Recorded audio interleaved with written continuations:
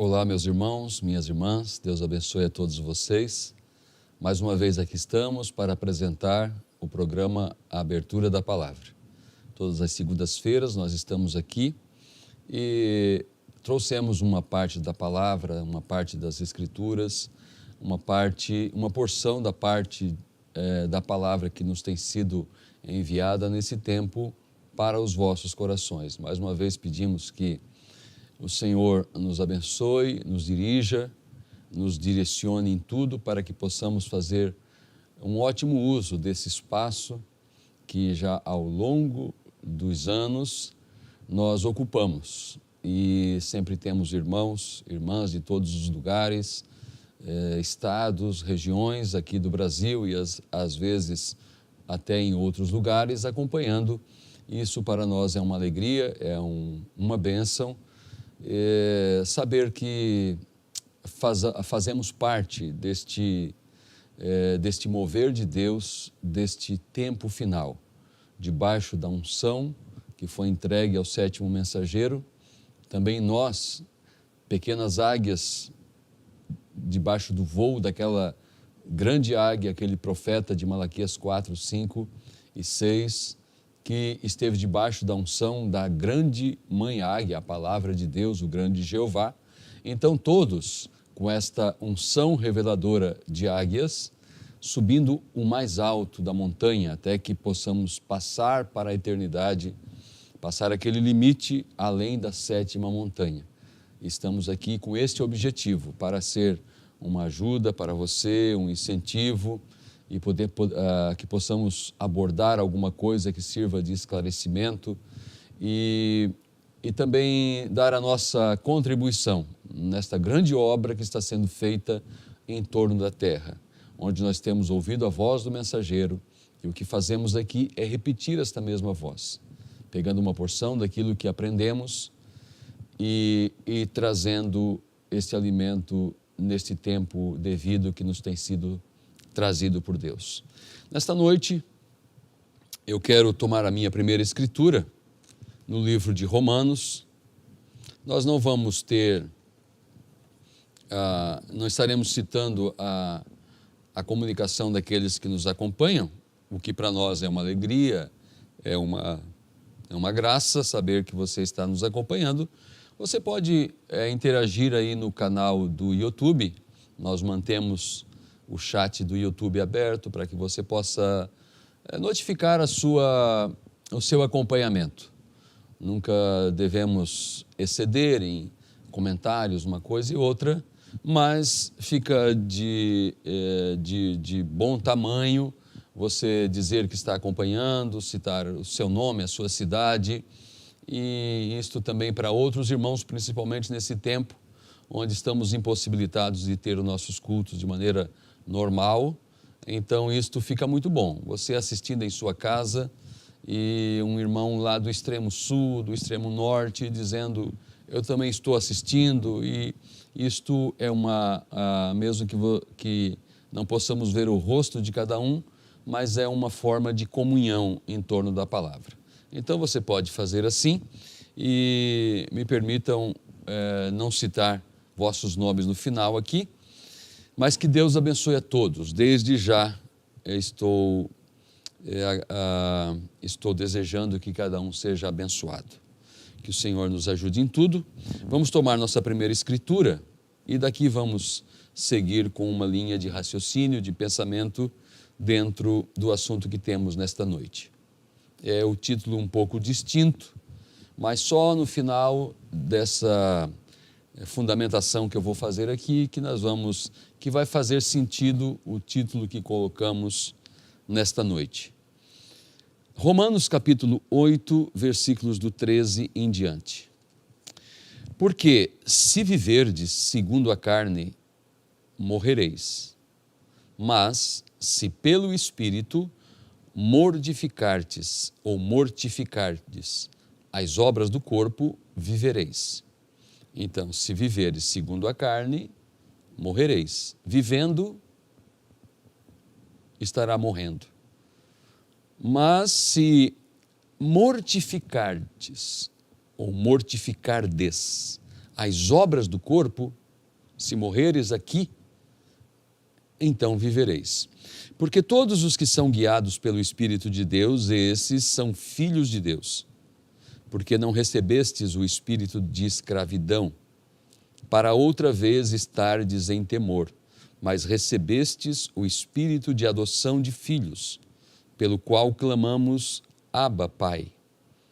O mesmo Espírito testifica com o nosso espírito que somos filhos de Deus. E se nós somos filhos, somos logo herdeiros também, herdeiros de Deus e co-herdeiros de Cristo. Se é certo que com Ele padecemos, para que também com Ele sejamos glorificados. Até o 18 agora. Porque para mim tenho por certo que as aflições deste tempo presente não são para comparar com a glória que em nós há de ser revelada. Porque a ardente expectação da criatura espera a manifestação dos filhos de Deus. Amém. Seja dada a palavra de Deus.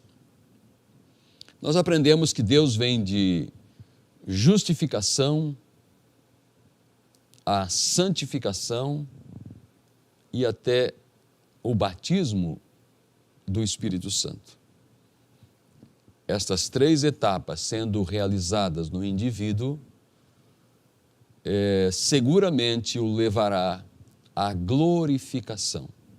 Aquilo que esperamos, como disse Paulo aos Coríntios, porque neste corpo, neste tabernáculo, gememos aspirando ser revestidos da nossa habitação, que é do céu. Então, o caminhar da glorificação, ela necessariamente passa por justificação. E depois vem para a santificação, sem a qual ninguém verá a Deus. Então, depois da santificação, vem o próprio Espírito de Deus, o Espírito Santo. Ele já está fazendo a obra, porque quem está justificando é Ele. É Ele que está atraindo o pecador, através da pregação, através dos sentidos, porque o ouvir da palavra, a fé vem pelo ouvir, o ouvir da palavra de Deus. Então, para chegar à glorificação, precisa-se vir de justificação, santificação, deixar os hábitos mundanos, errados, as tendências mundanas e todas as coisas, para que então Deus mesmo possa vir fazer a habitação e possa dirigir, livrar, exortar e todas as coisas, até chegar à glorificação. Amém. Agora nós vamos ver que o diabo, sendo um imitador, sendo um fanfarrão, sendo um invejoso, porque foi isso que brotou em seu coração, ser como Deus, ele também tem um plano. E esse plano também tem etapas. E nós vamos ver como que a Bíblia nos adverte a todos para não ir na lábia de Satanás, no engano de Satanás, porque Deus tem um objetivo, um propósito santo, e esse propósito é um propósito tríplice. Aquilo que ele veio fazendo, ele concluiu em Cristo, Deus em Cristo. Cristo na igreja. Cristo na igreja compreende-se as 7 eras da igreja. Deus veio se derramando. Só que agora, nós que estamos aqui neste tempo final, vamos cumprir em nossos corpos tudo aquilo que eles esperaram, confiaram, pregaram, creram lá nas eras passadas e não alcançaram, porque não era tempo. Ou seja, a glorificação, o estágio de corpo terrestre diretamente ao corpo glorificado. Eles morreram em Cristo e eles estão em seus corpos celestes, em um tempo de espera. Agora, também, e isto colocamos como uma advertência para que ninguém siga a doutrina de Satanás, o ensino de Satanás, a lábia de Satanás, o engano de Satanás, porque ele tem um objetivo sujo, que é levar todos à morte, ao inferno, à condenação, e ele sabe exatamente como fazer isso. É a mesma tática que ele usou com Eva. E se ele consegue derrubar um com uma arma, ele pode derrubar milhões com a mesma arma, com a mesma tática. E esta é desacreditar de Deus e começar a seguir a sua mentira. Agora, a sua mentira não faz mal, não tem importância. É muito radicalismo, todo esse preciosismo com cuidado e costumes de vestidos, de roupas, de comportamento. Isso não faz mal nenhum, foi essa tática que ele usou com Eva e isso que ele usou com a igreja das eras, sempre tentando colocar um pouquinho aqui, um pouquinho ali, tirar um pouco aqui, mais um pouco ali, e isto leva à morte. Agora, nós vimos isso, já lemos muitas vezes, mas sempre fica registrado cada vez que abordamos um assunto. Então, para que fique gravado, registrado e bem claro em cada mente, Isaías, no capítulo 14, versículo 12 em diante, ele denuncia, o profeta Isaías denuncia as obras de Satanás, o seu intento, porque diz assim: como caíste desde o céu, ó Lúcifer, filho da alva, como foste cortado por terra, tu que debilitavas as nações, e tu dizias no teu coração: eu subirei ao céu, acima das estrelas de Deus exaltarei o meu trono, e no monte da congregação me assentarei, aos lados do norte. Subirei sobre as alturas das nuvens e serei semelhante ao Altíssimo. Então ele é invejoso, petulante, e ele quer ser adorado como Deus. E Deus tem um plano, que é repartir a sua vida, a sua própria vida, a sua própria glória, o seu próprio trono, é dividir com aqueles que lhe obedecem, aqueles que o seguem, aqueles que o servem, aqueles que o respeitam, aqueles que aceitam a sua chamada, porque os que ele justificou, disse Paulo, ele também os santificou. Estes que ele santificou, ele também glorificou. E Satanás, sendo invejoso, então ele tem um plano. E ele também quer repartir a vida dele. Só que a vida dele é morte. O inferno, o lago de fogo ardente, o inferno foi preparado para o diabo e seus anjos. E neste tempo que vivemos, ambos os projetos estão chegando à conclusão. Deus repartindo da sua glória, a ponto que um povo vai passar de humano, de terreno, de mortal, como disse Paulo, a imortal. Este corpo corruptível passará diretamente para o corpo incorruptível. E também Satanás está repartindo a sua vida para aqueles que o seguem, para aqueles que se desviam, o seguindo através de suas artimanhas, mentiras, doutrinas, através de seu... Não tem importância, não faz mal, Eva.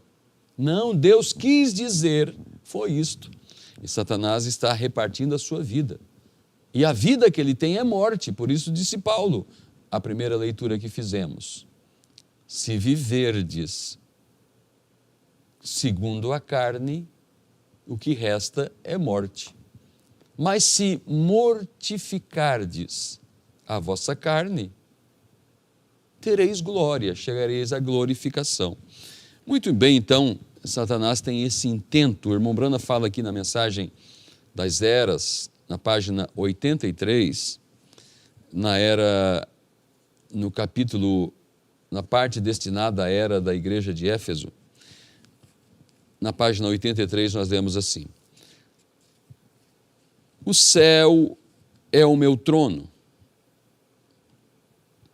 E o céu é o meu trono, e a terra o estrado dos meus pés. Que casa me edificareis? Diz o Senhor. Essa foi a resposta de Deus para Davi, quando ele, em sua casa, em sua mansão, luxuosa para aqueles dias, ele disse: meu Deus, eu, um simples pastor de ovelhas, tirado lá do fundão,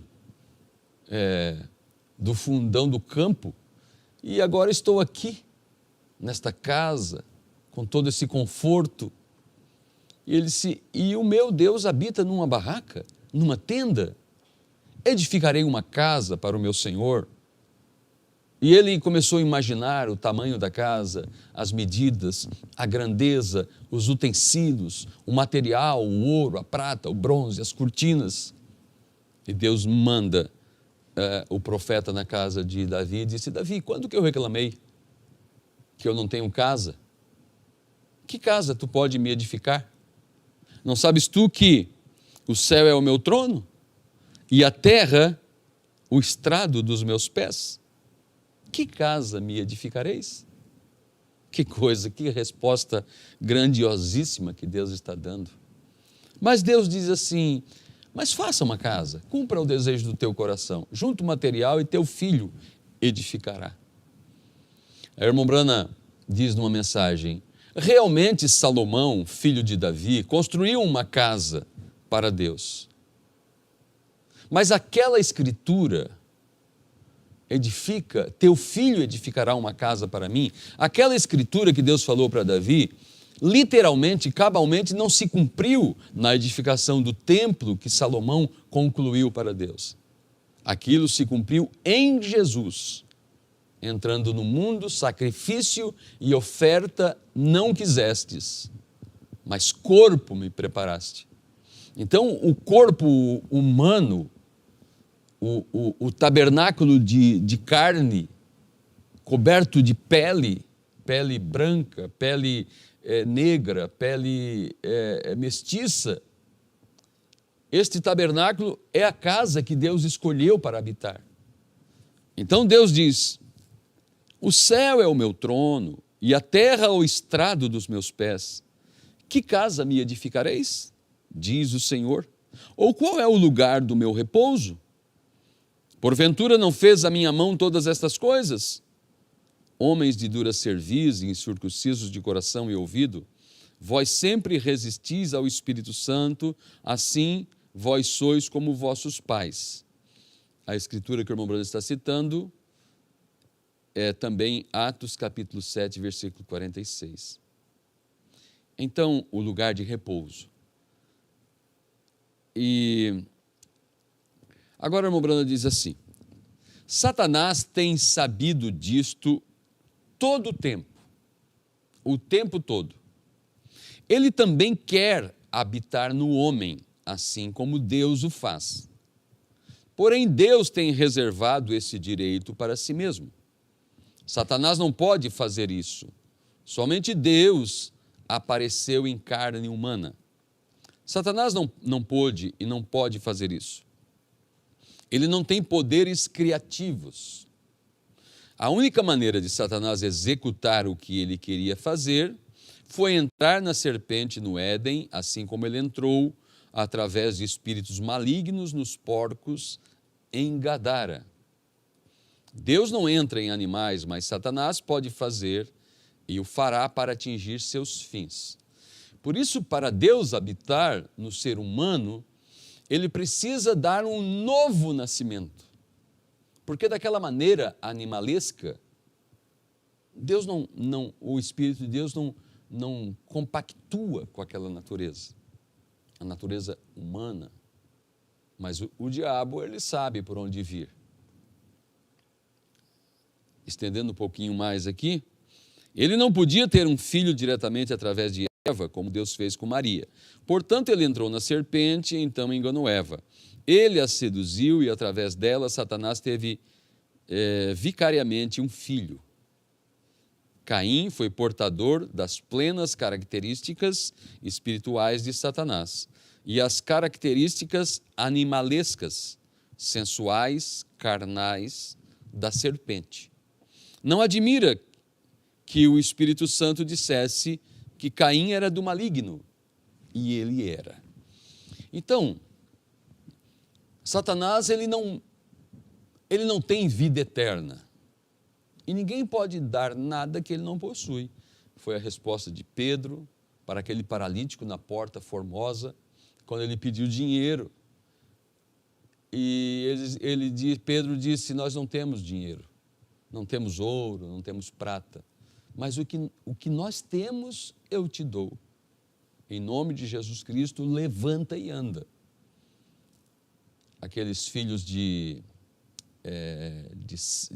Seva, que viram os discípulos expulsando demônios em nome de Jesus Cristo, encontraram um endemoniado e disseram: em nome de Jesus, que os apóstolos, que Paulo prega, sai desse homem.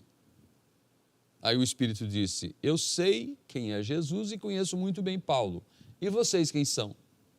Satanás não respeitou aqueles homens e pulou neles, rasgou suas vestes e os deixou nus. Então Satanás não tem vida eterna para compartilhar. Satanás não é redentor, remidor. É isso que nós vimos num quadro no livro de Ruth.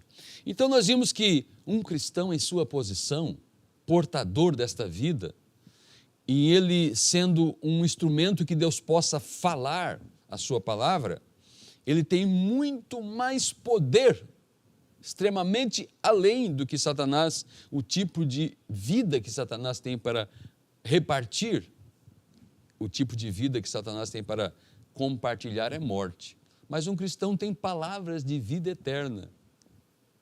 Nós temos vida eterna para compartilhar. Agora, no livro de Ruth, conforme eu citei, tendo em mente as leis da redenção, porque é disso que estamos falando, né? Ruth, capítulo 3, versículo 9. Bom, sabemos da história de Ruth, Noemi, e elas vieram lá do país dos Moabitas. Ruth veio junto e Noemi precisava de um parente que redimisse a sua herança e que tomasse sua nora, que não havia gerado um filho. A semente exterminaria ali, era algo desonroso para uma família, para uma linhagem. Então alguém tinha que redimir Ruth e suscitar nome daquela família que era o esposo de Noemi, Elimeleque, e deveria redimir a herança de Noemi, redimir a Ruth, dar-lhe um filho. E eles precisavam de um parente próximo, um parente chegado, não alguém de longe, alguém que fosse próximo, familiar, sanguíneo, e que tivesse essa condição de redimir a herança de Ruth, ou a herança de Noemi, que é Israel, e a Noemi é Israel, a herança de Noemi é a terra, e casar-se com Ruth, que são os gentios, a igreja gentia. Bom, então Boaz, que Ruth foi trabalhar nos campos de Boaz, e Boaz era um parente do esposo falecido de Noemi, e ele então poderia redimir tudo aquilo, ele poderia ser o Goel, ele teria que estar disposto a fazer isso. Então Noemi orientou Ruth como chegar no tempo da colheita, aos pés de Boaz, e todo aquele processo, e ela fez assim. E agora nós fizemos leitura em Ruth, capítulo 3, versículo 9, que Boaz disse assim: e ele disse: quem és tu? E ela disse: sou Ruth, tua serva. Estende, pois, tua capa sobre a tua serva, porque tu és o remidor. E disse ele: bendita sejas tu do Senhor, minha filha. Melhor fizeste esta tua última benevolência do que a primeira, pois após nenhum dos jovens foste, quer pobre, quer rico. Agora, pois, minha filha, não temas, tudo quanto disseste te farei. pois toda a cidade do meu povo sabe que és mulher virtuosa. Porém, agora é verdade que eu sou remidor. Disseste bem, eu sou remidor.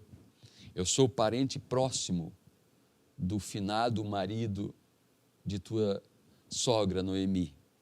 Disseste bem, eu sou o remidor, mas ainda outro remidor há mais chegado do que eu.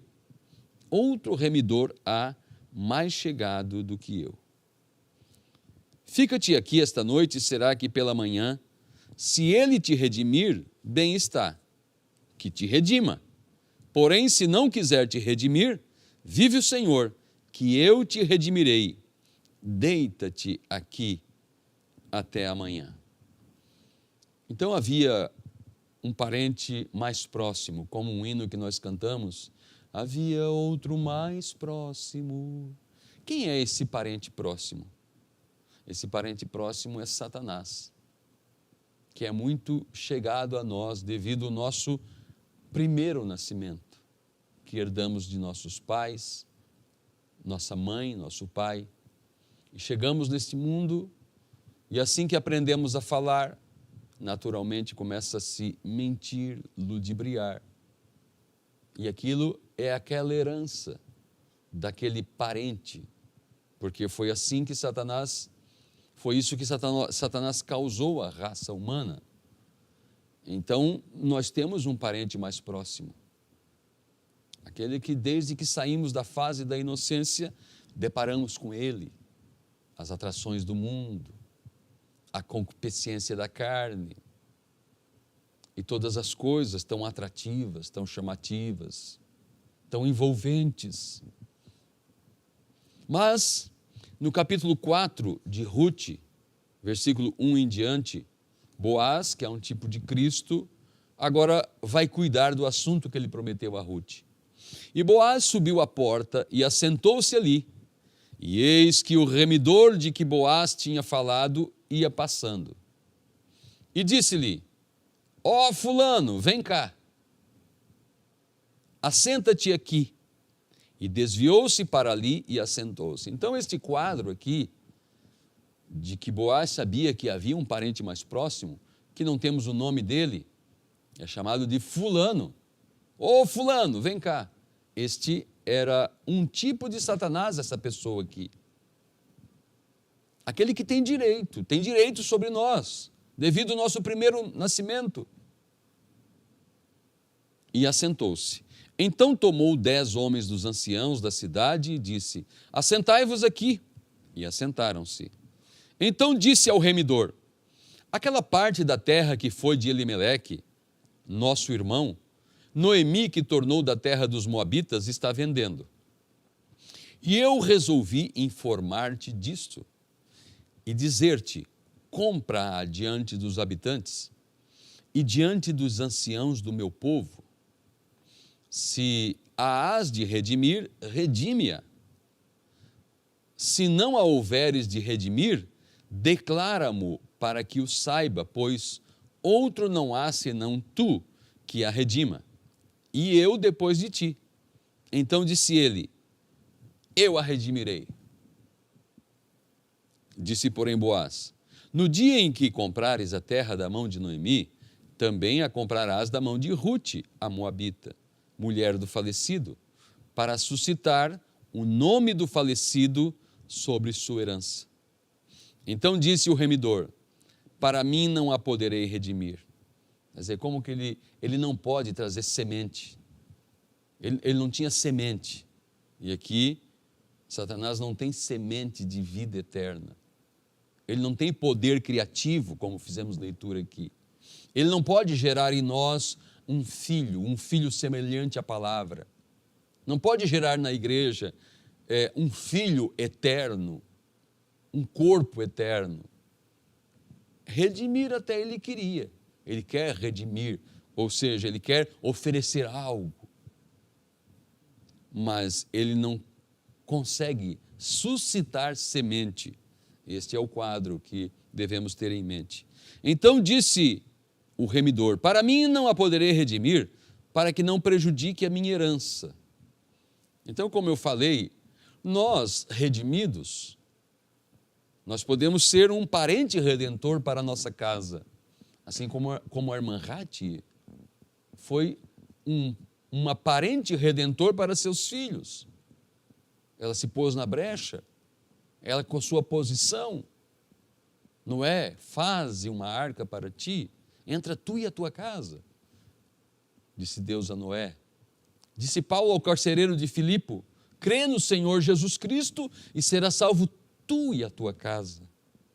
Agora esse fulano, esse parente próximo, ele disse assim, não, eu não posso fazer isso. Porque eu não posso prejudicar a minha vida, para que não prejudique a minha herança. Olha, o diabo tem uma herança.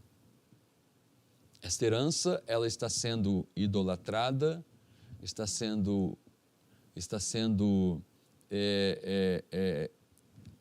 reverenciada, está sendo seguida pelo mundo inteiro. É um mundo de riqueza, um mundo de beleza, é o trono que ele intentou erguer, ele conseguiu. Mas ele sabe que o fim dele, a Bíblia diz que Satanás sabe que seu fim é próximo, é chegado, é iminente.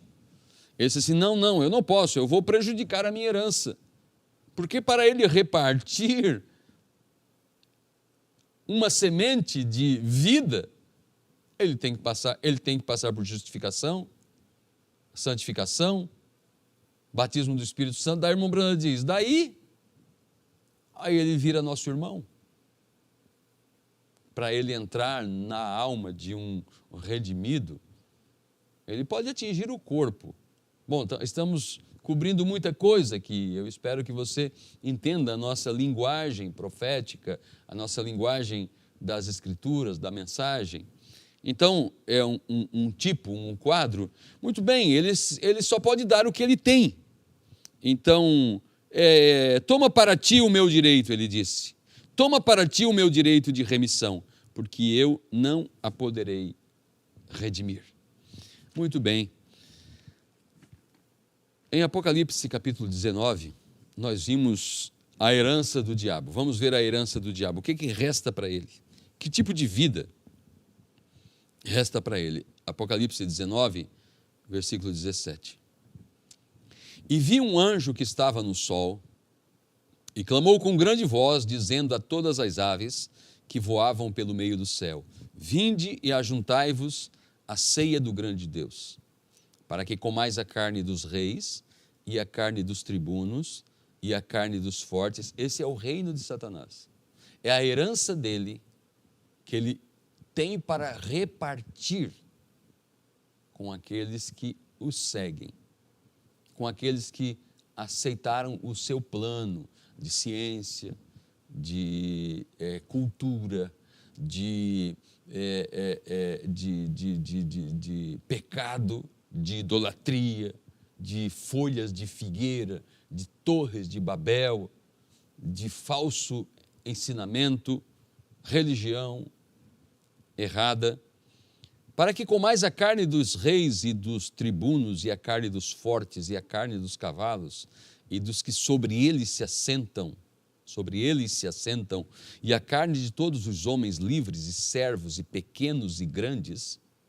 E vi a besta e os reis da terra e os seus exércitos reunidos para fazerem guerra àquele que estava sentado sobre o cavalo e ao seu exército. E a besta foi presa, e com ela o falso profeta que diante dela fizeram os sinais, com que enganou os que receberam o sinal da besta e adoraram a sua imagem. Estes dois foram lançados vivos no lago de fogo que arde com enxofre.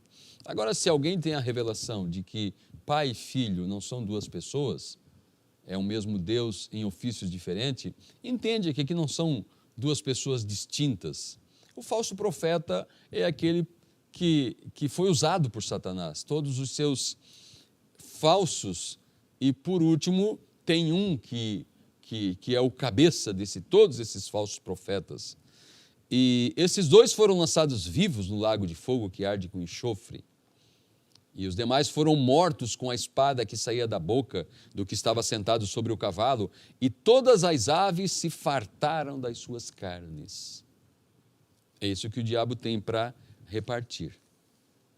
Veja aqui em Zacarias capítulo 14. Zacarias capítulo 14 é um paralelo disso que fizemos leitura em Apocalipse 19. Somente um versículo aqui, no versículo 12, diz assim: e esta será a praga com que o Senhor ferirá a todos os povos que guerrearam contra Jerusalém quer dizer, contra a palavra, o único lugar provido por Deus para adoração, todos os combatentes contra a palavra, todos aqueles que tentaram apagar a verdade e destruir a verdade. Então essa será a praga que o Senhor ferirá a todos os povos que guerrearam contra Jerusalém. A sua carne apodrecerá estando eles em pé, e lhes apodrecerão os olhos nas suas órbitas, e a língua lhes apodrecerá na sua boca. Aqueles que aceitam o ensino de Deus e que caminham pelos processos de justificação hasta, como diz o castelhano, até a glorificação, estes, seus olhos cansados, seu corpo curvado, sua carne flácida, tremendo e tão cheio de flagelos devido à idade, problemas e enfermidades e tanta coisa, estes serão glorificados, porque a Bíblia diz que os mortos ressuscitarão e nós que estamos vivos seremos transformados num abrir e fechar de olhos, olhos cansados, olhos cegos, olhos lacrimejosos, olhos chorosos. Estes olhos, com todo o corpo, serão transformados, glorificados. Agora, quando fala dos olhos dos que seguem Satanás, suas carnes apodrecerão, estando seus olhos, como que a expressão diz, seus olhos apodrecerão estando na órbita, suas carnes desfalecerão, apodrecerão estando eles em pé. Que coisa, que contraste, que recompensa diferenciada uma da outra. Ninguém pode conceder, compartilhar, repartir aquilo que não tem. O irmão Brana fala um parágrafo aqui na mensagem Ministério ou Mistério Predestinado de Sua Vontade, é uma das partes do livro Adoção. Mistério Predestinado de Sua Vontade, parágrafo 88. O irmão Brana diz assim: você pensa que câncer é alguma coisa? A Bíblia diz que haverá um tempo quando a carne dos homens apodreceria, os bichos comeriam a carcaça antes mesmo que eles morressem. Câncer é uma dor de dente comparado com o que há de vir. Porém, recordem, aquela coisa horrível foi proibida naquele dia de tocar naqueles que tinham o selo de Deus. É por isso que estamos lutando agora, para entrarmos e sermos colocados na posição do reino de Deus, antes que estas pragas horríveis cheguem. Oh, quão bom! A dispensação do tempo, a plenitude do tempo, a herança. Então, antes que estas pragas que nós já estamos vendo cair sobre a população, a humanidade, o irmão Brana diz, chegará um tempo quando o câncer que hoje existe será comparado a uma dor de dente com o que há de vir. Veja, veio uma enfermidade que já é cumprimento das Escrituras, as pestes que viriam, aquilo que o diabo tem para repartir. Nós estamos aqui, estamos ainda sujeitos a sermos enfermados com essas coisas. Mas quando isso chegar a uma plenitude, o irmão Brana diz, quando a noiva for arrebatada, então por isso que o irmão Brana diz numa mensagem, ela está para chegar em português aí, deve estar chegando pelo correio, alguns já devem ter recebido. O irmão Brana fala que a máscara não vai adiantar nada, ele fala que álcool em gel, muito embora ele não fala isso, mas passar algum produto nas mãos não vai adiantar nada. Porque depois que a noiva é arrebatada, veja, quando no período da grande tribulação, ainda está a grande tribulação sob o efeito das trombetas, que estão lá em Apocalipse capítulo 8, os flagelos, mas é ainda em parte. Porém, depois que a noiva é arrebatada, isso cresce muito. Mas depois dos 3 anos e meio de grande tribulação, é onde vai acontecer o derramamento das taças, a plenitude das pestes, das enfermidades. Veja, veio um vírus e os hospitais estão entrando em colapso. Você já parou para pensar o que será no período da grande tribulação? Você já parou para pensar o que será depois dos 3 anos e meio de grande tribulação? Porque não acaba ali. Depois dos 3 anos e meio, Moisés e Elias são mortos e a besta toma absoluto controle. Está lá na Bíblia. E pessoas que hoje rejeitaram a verdade estarão vivas ainda naquele tempo. Muitas irão morrer, milhões irão morrer durante os 3 anos e meio de grande tribulação, mas ainda não é a plenitude dos flagelos. Ainda haverá um crescimento extremo destas coisas, porque é o derramamento das taças. As pessoas vão procurar os hospitais? O que vai acontecer? Por isso diz a Bíblia, que vão clamar para que as montanhas caiam sobre elas. Porque um dia deram ouvido a Satanás. Mas você, eu, nós, que um dia demos ouvido à verdade, pela graça do Senhor estamos indo a caminho. E estando caminhando aqui, a irmã trabalhando no lar, lavando roupa, o irmão trabalhando na fábrica, no trânsito, onde estiver, eu não sei como será, mas olhando os tipos do Velho Testamento, Elias e Eliseu, Elias em plena atividade de seu ministério, indo de Gilgal e de um lugar para o outro, e Betel, e indo em direção ao Jordão, indo conversando com Eliseu, de repente, cavalos de fogo, carros de fogo, carruagens de fogo, chamaram Elias e ele subiu ao céu. Um daqueles raptos do Velho Testamento. Que coisa maravilhosa. Agora, estas coisas vão acontecer depois que a noiva for tirada. Agora sim eu chego no ponto que me induziu, eu não quero dizer a palavra induziu, não, eu quero substituir por me inspirou em falar sobre o que falamos hoje, veio de um dito para a sinagoga e chegou ao templo de Satanás. Então, para fazer sentido no que colocamos de título, eu leio aqui no segundo selo 186. Segundo selo 186. Primeiro, agora lembre-se disto. O que ele é, em primeiro lugar, ele é um espírito anticristo. Satanás lá no início das eras. João disse, filhinhos, o espírito do anticristo já opera nos filhos da desobediência. Vejam, essa coisa já tinha iniciado. E então tornou-se como que um dito. Um dito é um eu penso, um eu acho, uma opinião um pouquinho à parte, um parecer. Então veio como um espírito anticristo. Não faz mal, Eva, não tem importância. Para que todo esse radicalismo, esse extremismo? Para que tudo isso? Então veio de um dito, na próxima era da igreja e na era seguinte foi uma doutrina.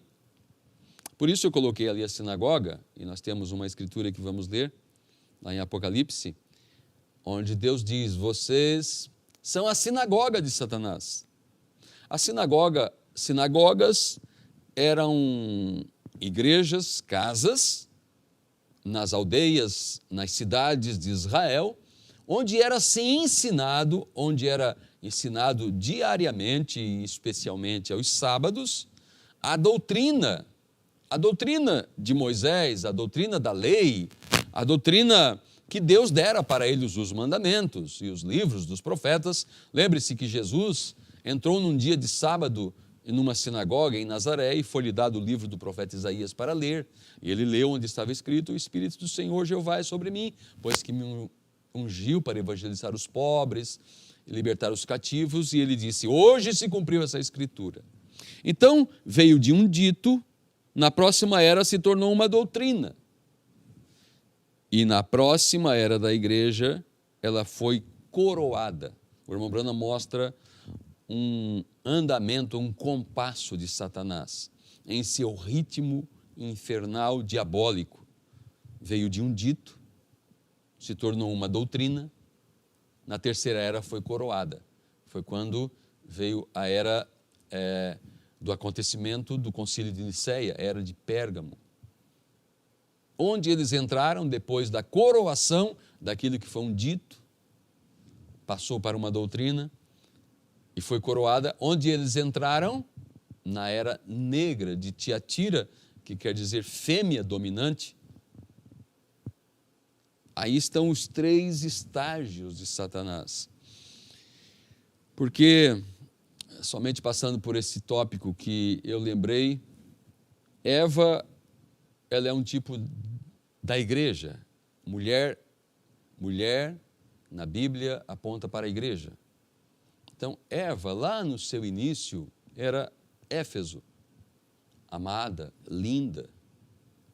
Mas, ao final da sua história, foi relaxada, como a era de Éfeso, como tem esse significado duplo, Éfeso, amado e relaxado. Então, vimos uma Eva pura, criada para trazer filhos da palavra, outros Adãozinhos, mas ela deixou-se envolver pela a lábia, a ação de Satanás. E depois temos Éfeso nas eras da igreja, depois temos Éfeso, Esmirna, e Esmirna quer dizer amargura.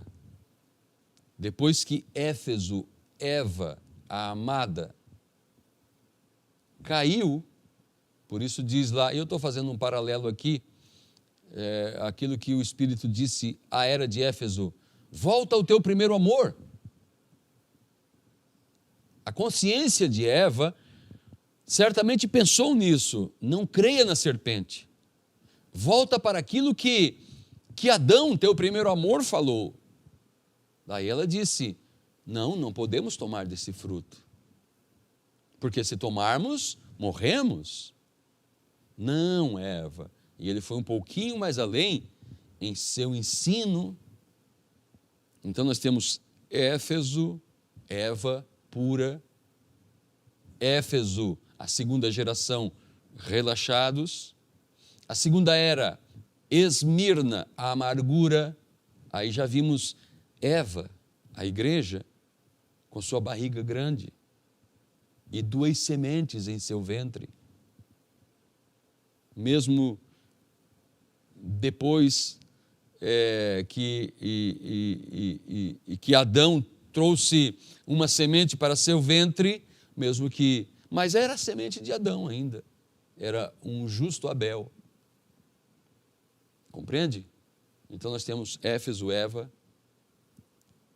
temos Esmirna, a amargura, e depois temos Pérgamo, que quer dizer inteiramente casados. Agora estava ali Caim, comendo na mesa com eles, vivendo com eles. Aquela semente, ela foi plantada na terra chamada Eva, ela germinou, ela cresceu e ela apareceu. Depois vimos a morte atingindo Caim, matando Abel, choro dentro de casa, lágrima dentro de casa. Aquela mãe, porque era mãe de ambos, num episódio só, perdeu 2 filhos. Abel, que foi assassinado, e Caim, que saiu de casa. E depois, então, veio toda a amargura. E pela primeira vez, então, uma cova é aberta para sepultar um ente querido. Que coisa é isso que o diabo tem para oferecer? Foi isso que Tiago disse no capítulo 1, depois eu vou voltar aqui ao segundo selo para terminarmos. No capítulo 1 de Tiago, capítulo 1, antes eu quero ir em Apocalipse, porque eu citei que ia recorrer a uma escritura, que em Apocalipse capítulo 2, versículo 8 e 9, que diz assim: E ao anjo da igreja em Esmirna, escreve: Isto diz o primeiro e o último, que foi morto e reviveu. Conheço as tuas obras e tribulação. Veja, essa carta está sendo escrita à igreja, a segunda era, a era de Esmirna. Conheço as tuas obras e tribulação e pobreza, porque lá na primeira era de Éfeso já fala do Espírito, o Espírito do Anticristo, que diz: puseste à prova os que se dizem apóstolo e não são, e tu os achaste mentirosos. Na segunda era, o Espírito já diz assim: conheço as tuas obras e tribulação e pobreza, mas tu és rico. Está falando aos verdadeiros, não é? E a blasfêmia dos que se dizem judeus e não o são, mas são a sinagoga de Satanás. Eles têm a doutrina de Satanás. Eles têm o ensino de Satanás. E sabemos que na terceira era, como eu já falei, eles foram levados todos a um matadouro. Agora sim, em Tiago, capítulo 1, versículo 12, o apóstolo do Senhor mostra a tática que o inimigo usa. Ele diz: bem-aventurado o homem que suporta a tentação, porque quando for provado, receberá a coroa da vida, a qual o Senhor tem prometido aos que o amam. Ninguém sendo tentado diga: de Deus sou tentado, porque Deus não pode ser tentado pelo mal, e a ninguém tenta. Mas cada um é tentado quando atraído e engodado pela sua própria concupiscência, seu próprio grande desejo. Desejo de beber, desejo de fumar, desejo de prostituir, desejo de adulterar, desejo de viver qualquer tipo de vida, desejo de viver só festando. Então o diabo sabe como atrair a pessoa para a morte, para a ceia da podridão de carnes. Ele vai onde a pessoa tem o desejo, o elo fraco, como chamou o irmão Brana. Vigia o teu elo fraco. Mas cada um é tentado quando atraído e engodado pela sua própria concupiscência. Depois, havendo a concupiscência concebido, dá à luz o pecado, e o pecado, sendo consumado, gera a morte. Não erreis, meus amados, diz Tiago. E ele vem falando essas coisas à igreja. Agora, para terminar aqui, eu quero voltar ao segundo selo, parágrafo 201, e estaremos então encerrando esta noite. Agora, como Satanás vai... Satanás encarnou-se de anticristo a falso profeta agora, e nos dias dos judeus é anticristo. Entre a igreja primitiva, na Idade Média, tornou-se um falso profeta para o mundo. Está vendo-a ali com seu cálice de iniquidade? Agora, isto ou isso é para as eras da igreja agora. Mas na era depois que a igreja for para o lar, ele se torna uma besta. Ele se torna o diabo encarnado, o próprio dragão vermelho. Que coisa! Não consegue ver o que eu quero dizer? Ele está encarnado em seu povo, então. Ele tem seu povo preso pelo seu poder. O falso profeta profetizou e eles caíram exatamente nisso. Entrega-os a operação do erro, para crerem numa mentira e serem julgados por ela, negando a palavra com aparência de piedade. Deus opera seu lugar numa trindade, justificação, santificação, e se encarna em seu povo com o batismo do Espírito Santo. A mesma coisa, o diabo está num tipo, como Cristo. Satanás se encarna. Agora observe. Quando Jesus se encarna em seu povo, a própria vida que estava em Cristo está na pessoa. O que aconteceria se você tirasse a vida de uma videira e a pusesse numa aboboreira? Ela já não daria abóboras, daria uvas. E se tirasse a vida de um pessegueiro e pusesse numa pereira, ela daria peras, não daria pêssegos. A vida diz o que é, está vendo? Quando você ouve pessoas dizerem que têm o Espírito Santo e negam esta palavra, há algo errado. O Espírito Santo escreveu essa palavra. E Jesus disse, se alguém tem meu Espírito nele, ele fará as minhas obras. Querem ler isso? Querem anotar? É São João 14:12. Sim, muito bem. Aquele que crê em mim também fará as obras que eu faço, até mesmo mais do que isto fará. Porque eu vou para o Pai. Está vendo? Então, ele o santifica e limpa, de modo que possa se pôr diante de Deus, aquela gota de tinta cai e o leva para o outro lado do abismo. Estão vendo? Agora observem, Satanás, quando ele se encarna em seus súditos, eles fazem a obra que ele fez. Não estão vendo o que ele fez? Veio direto àquela mulher inocente para enganá-la. É exatamente isso que alguns destes demônios fazem. Entraram em certo lugar e dizem, um pequeno pastor começa em algum lugar, chegam e dizem, se você se unir a nós, a mesma obra diabólica. Agora, essa é a verdade. E quando Satanás se encarna em sua igreja para ser um diabo, então eles são os que cometem os assassinatos e as matanças e assim por diante. Porque, para começar, Satanás é um assassino, um mentiroso. Estão vendo? Porque o que vai causar toda aquela carne podre de Zacarias 14:12, de Apocalipse 19, no tempo das taças? São as bombas que o homem preparou. São as doenças que ele colocou em laboratórios. Não é para assustar ninguém, mas se isto serve para causar um desespero e alguém sair do seu lugar de conforto, nós estamos vendo o que esse coronavírus pode causar. Dificilmente você não sabe de alguém, de uma família, de um conhecido, pessoas que partiram, velhos e agora jovens. Já imaginou se o vírus Ebola se propaga no mundo? Você já viu alguma coisa, o efeito do Ebola? Que leva a pessoa a ter hemorragia por todos pela boca, pelo nariz, pelo ouvido. E essas coisas estão aí, e vai acontecer. O irmão Branham diz, o câncer será como uma dor de dente naquele tempo.